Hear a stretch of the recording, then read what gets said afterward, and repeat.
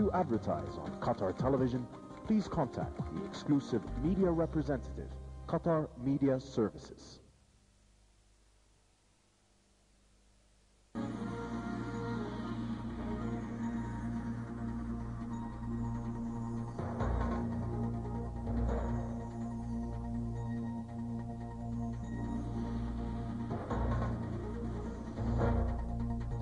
This is the 10:30 news from Qatar Television in Doha. Tonight's headlines. His Highness, the Emir Sheikh Hamad bin Khalifa Al Thani, has conferred in New York with the Iranian President, the UN Secretary General, and the President of U.S. Council on Foreign Relations.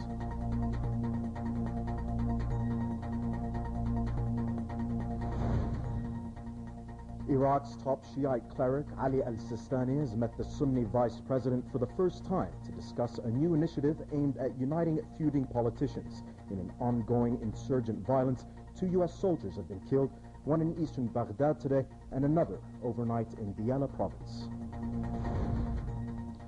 And on the 10th day of protests, at least 9 people have been killed, including a monk and a Japanese journalist. 11 demonstrators and 31 soldiers were hurt as the world community urges restraint and dispatches a UN envoy to the region. Good evening. His Highness, the Emir Sheikh Hamad bin Khalifa Al Thani, conferred last night with Richard Haas, the President of the U.S. Council on Foreign Relations, and members of the Council, including the UN Secretary General Ban Ki-moon and the Iranian President Ahmadinejad. The audience with Mr. Haas was attended by Her Highness Sheikh Hamoza bint Nasser al-Misnad and members of the delegation accompanying His Highness. In his meeting with the Iranian President, His Highness discussed bilateral relations and the situation in the Gulf region and other matters of mutual interest. The audience was attended by Their Excellencies Chief of the Emiri Diwan, Sheikh Abdurrahman bin Saud Al Thani, Sheikha Hind bint Hamad bin Khalifa Al Thani, and Qatar's permanent delegate to the UN, His Excellency Nasser bin Abdul Aziz Al Nasser. His Highness the Emir also met with the UN Secretary General Ban Ki-moon. Bilateral cooperation between Qatar and the UN and several regional and international issues were discussed during the meeting.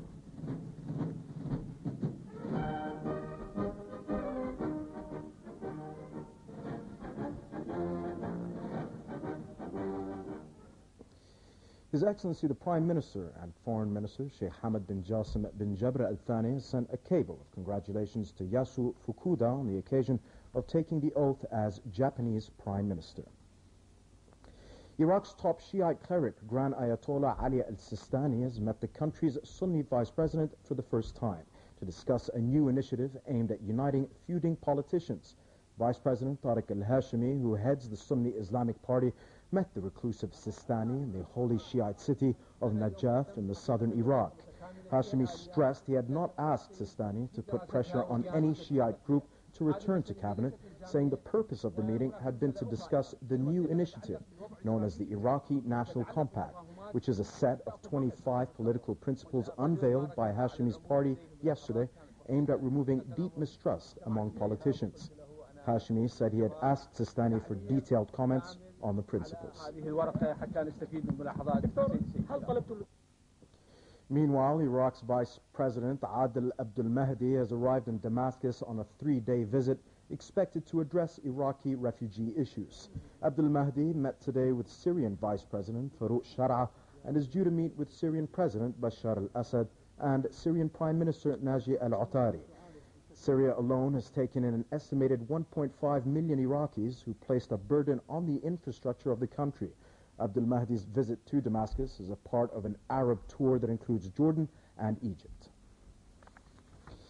A U.S. soldier has been killed during combat operations in eastern Baghdad by small arms fire in the Iraqi capital.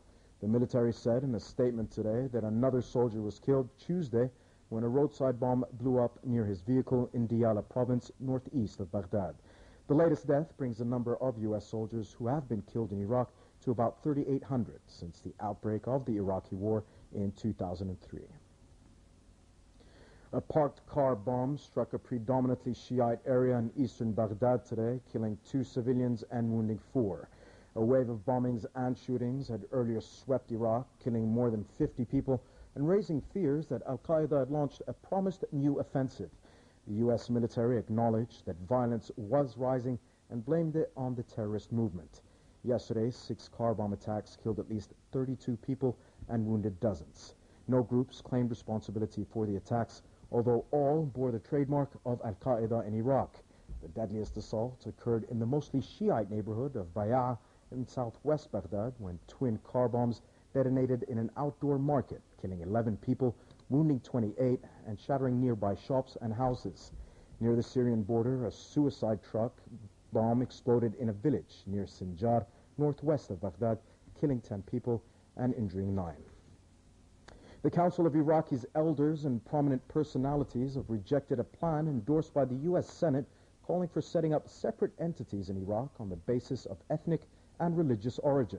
The council said in a statement today that it would stand against all projects seeking to divide Iraq and cautioned against foreign interference in Iraq's internal affairs, describing such interference as a red line that should not be crossed.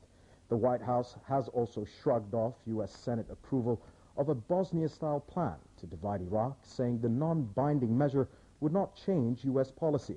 The measure, which passed 75 to 23, provided a key test of an idea drawing rising interest in Washington despite opposition from the Bush administration. President Bush and Congress are headed toward another showdown on war spending, this time sparring over nearly $190 billion the Pentagon says is needed to keep combat in Iraq afloat for another year. Testifying before the Congress, Defense Secretary Robert Gates acknowledged that America's difficult choices on the war will continue to be a source of friction within the Congress, between the Congress and the President, and in the wider public debate. But Gates said he hoped Congress would approve money that